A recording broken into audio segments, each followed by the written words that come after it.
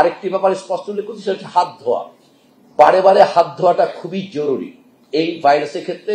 Mask পরা, সঞ্জিতা নামে যে রোগিনী মৃত্যুবরণ করেছেন, সঞ্জু নামে যে রোগিনী মৃত্যুবরণ করেছেন, তিনি আসলে আক্রান্ত হয়েছিলেন বা অসুস্থ বোধ করছিলেন 1 মাসের অধিক সময়কাল ধরে। 1 মাস অসুস্থ হিসেবে উনি বাসার কাছে চিকিৎসা, আশেপাশে যারা ওইভাবে স্বীকৃত চিকিৎসক নয় তাদের চিকিৎসা গ্রহণ করছিলেন। 1 মাস পর ওনার পরিস্থিতির একটু অবনতি ঘটলে উনি ঢাকার একটি হাসপাতালে আসেন। সেখানে ওনাকে অ্যান্টিবায়োটিক এবং অক্সিজেন দেওয়া হয়। তারও 4 দিন পর অবস্থার আরেকটু অবনতি হলে ওনাকে আরেকটি ঢাকাস্থ হাসপাতালে স্থানান্তর করা হয় এবং তখন পরীক্ষা করা হয় এবং সেখানে দেখা যায় যে HMPV পজিটিভ।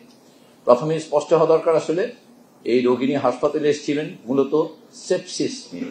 মানে উনি যখন হাসপাতালে আসছেন তখন ওনার সেপসিস আছে এবং তখন ওনার কালচারে শুধু HMPVর পাশাপাশি সেখানে ক্লেবশিয়েলাও পাওয়া গিয়েছিল এবং এটা ক্লেবশিয়েলা জনিত সেপসিসের কারণে উনি হাসপাতালে ভর্তি হয়েছিলেন। ওনার HMPV পজিটিভ এই ফাইন্ডিংসটি হচ্ছে ওনার চিকিৎসাজনিত যে পরীক্ষা নিরীক্ষা তার প্রক্রিয়ার অংশ হিসেবে এটা ডিটেক্টেড হয়েছে। এখন পর্যন্ত বিজ্ঞানে যেটুকু বলা হচ্ছে সব জায়গায় সেটা হচ্ছে HMPV কারণে মৃত্যু হওয়ার ঘটনাটি বিরল, কিন্তু HMPV আক্রান্ত ব্যক্তি যদি অন্যান্য রোগে আক্রান্ত থাকেন, ইমিউনো কম্প্রোমাইজ থাকেন, ওই সকল মানুষের ক্ষেত্রে বা অল্প বয়সী, অনেক বেশি বয়সী তাদের ক্ষেত্রে এই রোগী নিয়ে আসলে উনি ওবেস ছিলেন, ওনার থাইরয়েড ডিসফাংশন ছিল এবং উনি আসলে ক্লেবশিয়েলা দিয়ে সেপসিস ডেভেলপ করার পরে সেপসিসের কারণে মাল্টি অর্গান ফেলিয়ার হয়ে মৃত্যুবরণ করেছেন। এই সেপসিস বা এই মাল্টি অর্গান ফেলিয়ারের কেসগুলো যখন নাকি ভেন্টিলেট করা হয়, সাধারণভাবে এদের আউটকাম পৃথিবীর উন্নত দেশগুলোতেও কিন্তু যথেষ্ট খারাপ হয়। অর্থাৎ এই মৃত্যুটিতে মূলত ক্লেবশিয়েলা জনিত সেপসিস এবং সেই কারণে নিউমোনিয়া এবং মাল্টি অর্গান ফেলিয়ার এই মৃত্যুর কারণ সেগুলো। কিন্তু রোগিনী অবশ্যই দুর্ভাগ্যজনকভাবে তিনি HMPV আক্রান্তও ছিলেন, যেটি একটি সার্কুলেটিং ভাইরাস। বাংলাদেশে দীর্ঘদিন যাবৎ এবং পৃথিবীব্যাপীও এই ভাইরাসটি এই সিজনাল ফ্লু হিসেবে মানুষকে আক্রমণ করে থাকে। অর্থাৎ এই মুহূর্তে আমাদের গত কোভিডের কারণে আমাদের যে ডায়াগনস্টিক ক্যাপাসিটি বেড়ে গিয়েছে, আমাদের সেই কারণে আসলে আমাদের আজকাল রেসপিরেটরি প্যানেলে ডিটেকশনে একসাথে অনেকগুলো ভাইরাস ধরা পড়ে, ওই কারণে HMPV ডিটেকশনটা এইভাবে হয়েছে।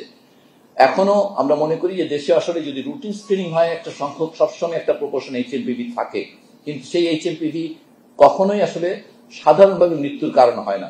অতএব আমরা আজকে আসলে আপনাদের মাধ্যমে সারা দেশের মানুষকে এই কথাটি বলতে চাই যে এটি খুবই দুঃখজনক যে একজন HMPV আক্রান্ত মানুষ তিনি হাসপাতালে ভর্তি থাকা অবস্থায়, ভেন্টিলেটরে থাকা অবস্থায়, ওনাকে ভেন্টিলেটর থেকে উইন করা হয়েছিল, আসলে ভেন্টিলেটর থেকে বেরও করে আনা হয়েছিল অবস্থার উন্নতির কারণে, আবার 8 ঘন্টা পরে অবস্থার অবনতি হয় এবং তারপরে মৃত্যুবরণ করেন। এটা দুঃখজনক। ওনার মৃত্যুতে আমরা মন্ত্রণালয়ের পক্ষ থেকে দুঃখ প্রকাশ করছি, কিন্তু আমরা আশ্বস্ত করতে চাচ্ছি এই কারণে যে এখন পর্যন্ত বিজ্ঞানে আসলে HMPV কারণে মানুষের সরাসরি মৃত্যুর কথাটি সরাসরি বলা হচ্ছে না। এটির মৃত্যু হারও খুবই নেগলিজেবল। কোথাও কোথাও এটাকে 1000-এ একজন বলা হয় বটে, কিন্তু এটা সুস্থ মানুষের ক্ষেত্রে তাও না। অতএব একজন মানুষের সার্বিক সুস্থতা, তার ইমিউন স্ট্যাটাস, তার অন্যান্য রোগের উপস্থিতি, এইগুলো নির্ধারণ করে HMPV দিয়ে মানুষটি আসলে কতখানি ঝুঁকির মধ্যে আক্রান্ত হবে।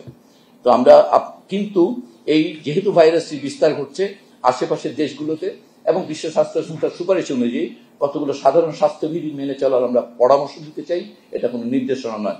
আসলে খুবই ভালো হয় যদি এই সময়কালে যখন কেউ অসুস্থ থাকবেন তিনি যদি জনসমুখ থেকে বেশি জনগণের মানুষের মধ্যে না আসেন, সাধারণ মানুষও যখন নাকি অনেক মানুষের মধ্যে যাবেন তখন যদি উনি মাস্ক পরেন তাহলে, এবং যখন অসুস্থ বোধ করবেন উনি যেন ঘরে থাকেন। এই সাধারণ বিষয়গুলো মেনে চললে এটির বিস্তার কমবে, কিন্তু এটি নিয়ে কোনোভাবেই আতঙ্কিত হওয়ার প্রয়োজন নেই। এবং আমরা আমাদের মন্ত্রণালয়ের পক্ষ থেকে এই সাধারণ স্বাস্থ্যবিধি, এগুলো আসলে অন্যান্য দেশে রেসপিরেটরি এটিকেই বলে, এটা সাধারণভাবে মানারই কথা। আমরা সেটুকু যা স্মরণ করে দিতে চাই যে মানুষজনকে যে আতঙ্কিত না হয়ে আপনারা শুধুমাত্র অনেক মানুষের মধ্যে গেলে একটু মাস্ক পরবেন, অসুস্থ বোধ করলে ঘরে থাকবেন। আমাদের দিক থেকে নয়, এটা একেবারে ডাক্তারের ডিসক্রিপশন। সাধারণভাবে এই সময়কালে যে সিজনাল ফ্লু, এটা লক্ষণ একেবারেই তাই। এবং এই সিজনাল ফ্লুর কারণ 5-6টি ভাইরাস, এই সবগুলোর কোনোটি আলাদা করার উপর চিকিৎসার ক্ষেত্রে কোনো পার্থক্য তৈরি হয় না।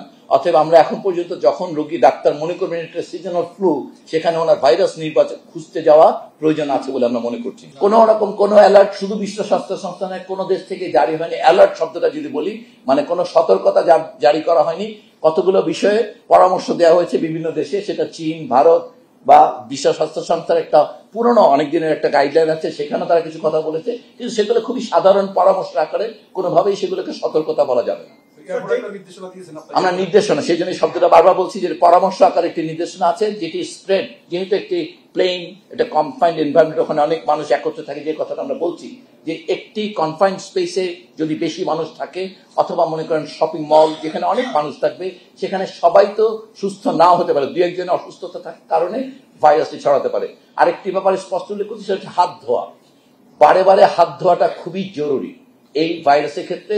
মাস্ক পরা, বারে বারে হাত ধোয়া, এই দুটো কাজ যদি করা যায়, এটা সংক্রমণের বিস্তার রোধ ক্ষেত্রে রোধ করবে।